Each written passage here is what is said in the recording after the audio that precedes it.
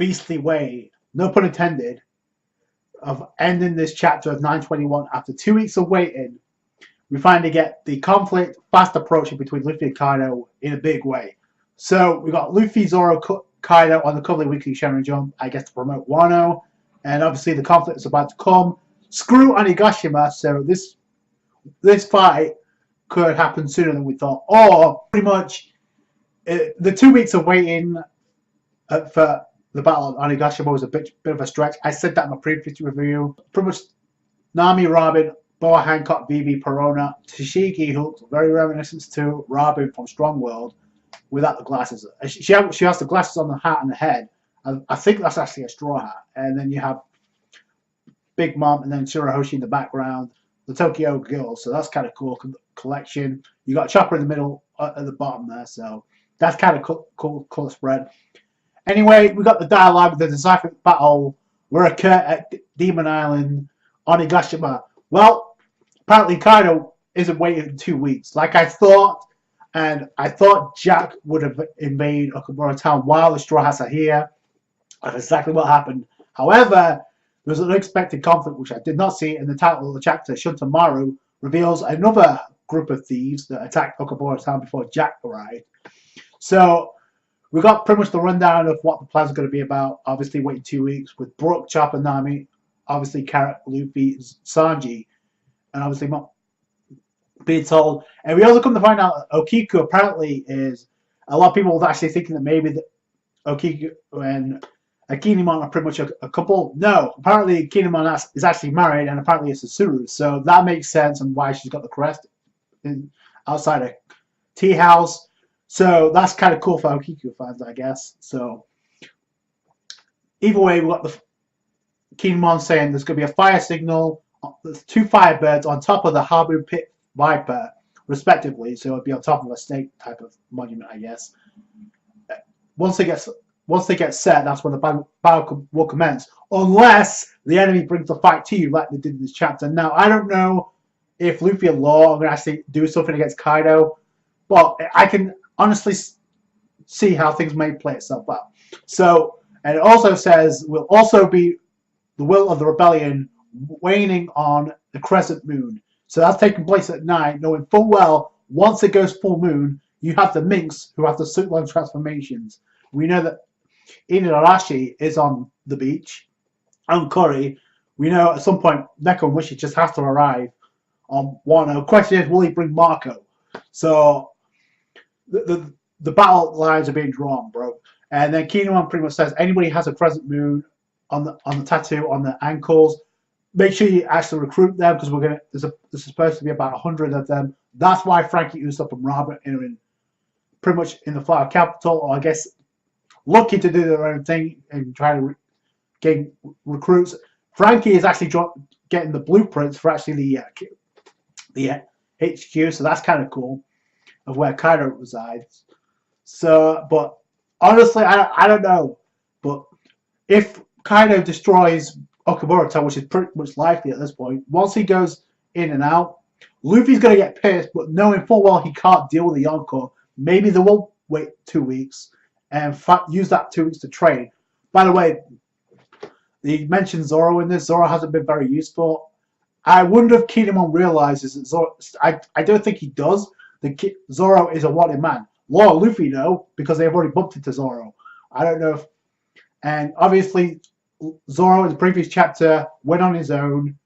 So I'm pretty sure he may end up doing 2 things. Either bumping into Jack in Okobore Town, or he may go to Onigashima himself.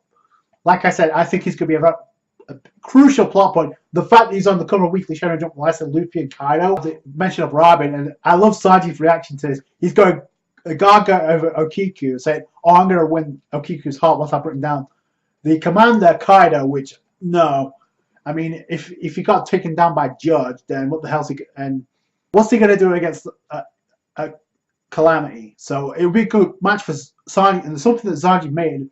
I can't wait for you to see my true form. Now, initially I thought it was a gag, but maybe it's Oda in his own way, in Sanji's own way, and alluded maybe he's going to wear the rape suit. I don't know.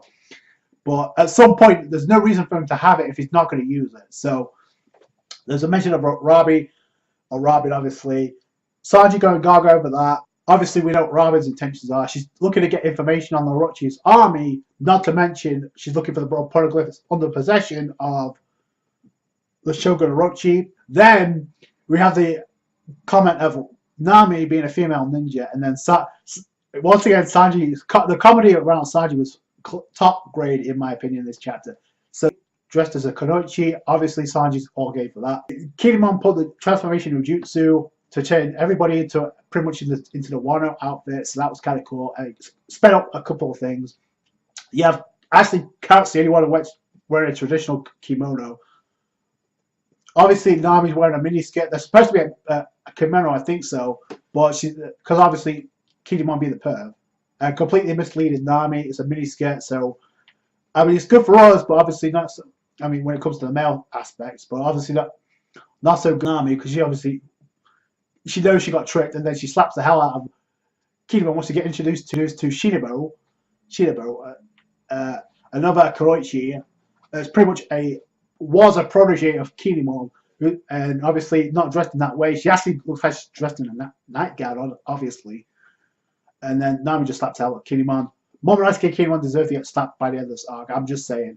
And if you noticed, also Sanji's also KO'd as well. I think you got Chopper in the background tending towards Sanji. We shift over to Okobore Town, and pretty much what I thought would happen. Okobore Town was attacked. It wasn't Jack's boys, not yet, but they were coming in.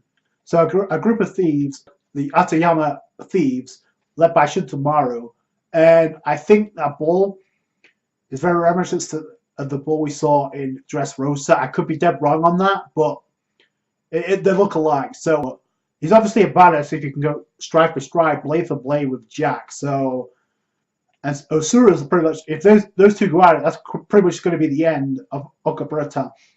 So all the women and children get slaughtered. Obviously, and we have got one old woman says, "I believe in Lady Otoki's final words." So it's another believer of Lady Otoki. What's the story there? Is Lady Otoki still alive, or Lady Hiyori, like I predict they may be? So we still don't know, but it's implied that they're dead because it comes not from the general public. It comes from the Atayama thieves. Like, oh,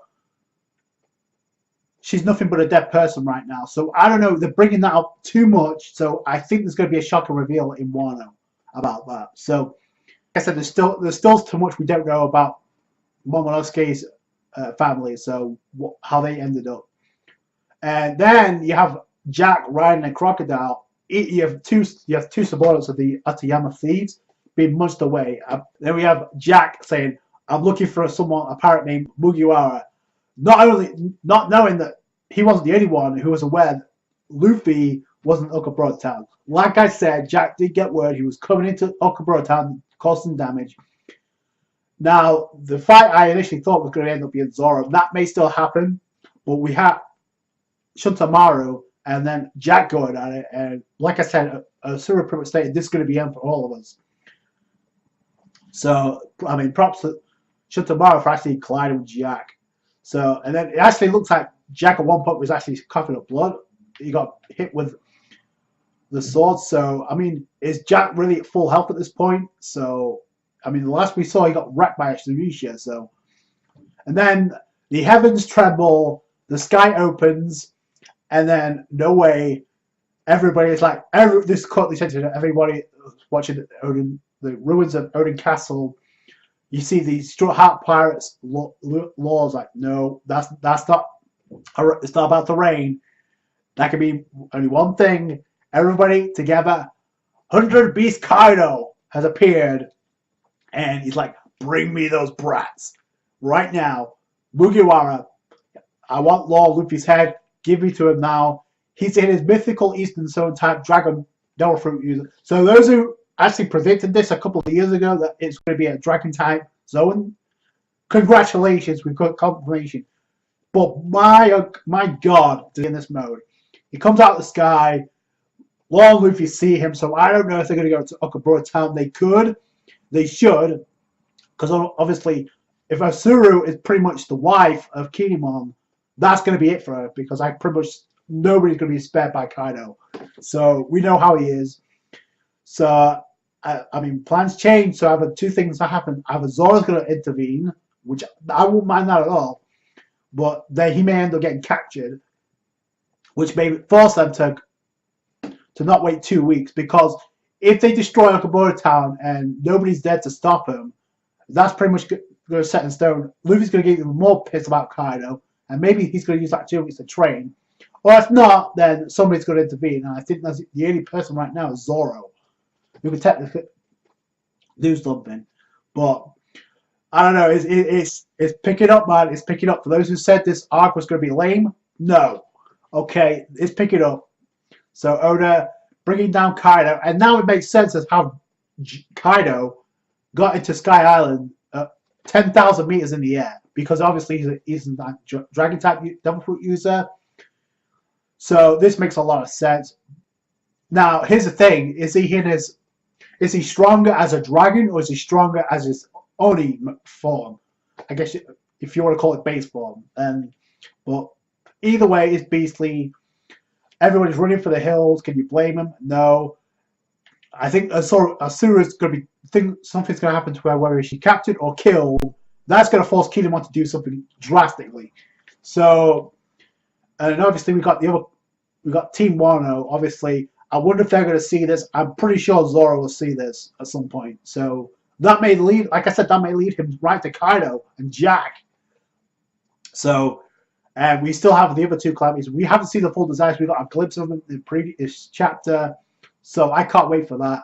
Man, Oda's coming back with a vengeance. So is Kaido. And he's like, I want Mugiwara's head and Law. So, and they're both there. So what are they going to do? We'll find out. That's it from me. Thank you guys so much for watching. Great chapter. Hit that thumbs up if you enjoyed this review. Subscribe to for more One Piece. Catch you guys later. Bye.